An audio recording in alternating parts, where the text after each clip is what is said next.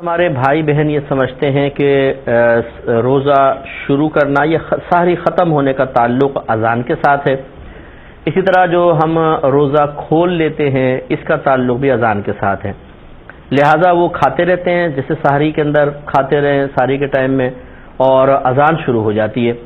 تو بعض اوقات تو یہاں تک ہم سنتے ہیں کہ بھئی جلدی جلدی اذان ہو رہی ہے، جلدی جلدی کھا لو پی لو جب تک کہ اذان ختم نہ ہو. تو کوئی سگریٹ پی رہا ہے، کوئی چائے پی رہا ہے، کوئی پانی پی رہا ہے.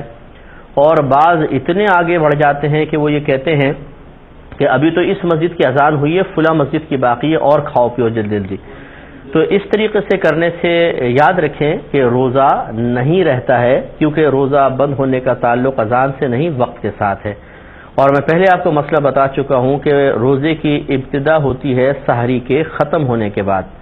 جیسے سحری کا وقت ختم ہوتا ہے تو روزے کا وقت شروع ہو جاتا ہے. اور یہ یاد رکھیں کہ اذان سحری ختم ہونے کے بعد ہی دی جائے گی. اگر کوئی لفظ اللہ اکبر بھی سحری ختم ہونے سے پہلے کہہ دے، باقی چاہے پوری اذان بعد میں کہہ دے، یہ اذان نہیں مانی جائے گی، دوبارہ اذان دینی ہوگی. لہذا معلوم یہ ہوا کہ اذان ہوتی ہے سحری کا وقت ختم ہونے کے بعد تاکہ فجر کا وقت شروع ہو جائے.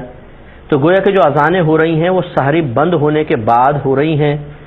چنانچہ جس نے کھایا پیا اذان کے بیچ میں اس نے گویا کہ سحری بند ہونے کے بعد کھایا پیا، اور جو سحری بند ہونے کے بعد بھی کھاتا پیتا رہے گا تو یہ لازم سی بات ہے کہ اس کا روزہ نہیں رہے گا.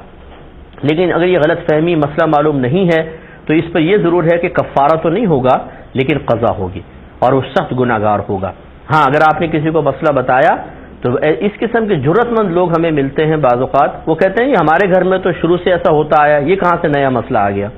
مسئلہ نیا نہیں ہے، اصل یہ ہے کہ آپ نے مسئلہ سیکھنے کی کبھی زحمت ہی گوارا نہیں کی تھی، تو لہٰذا وہ اس پر ڈٹے رہتے ہیں اور کہتے ہیں نہیں جی ہم تو اذان کے بیچ میں کھاتے پیتے رہیں گے. تو یاد رکھیں کہ جہالت کے سبب ایسا ہوتا تو صرف قضا تھی، کفارہ نہیں. لیکن اب اگر کوئی جان بوجھ کر اذان کے دوران کھائے گا پیے گا مسئلہ پتہ ہونے کے بعد تو پھر قضا بھی ہوگی اور کفارہ بھی ہوگا.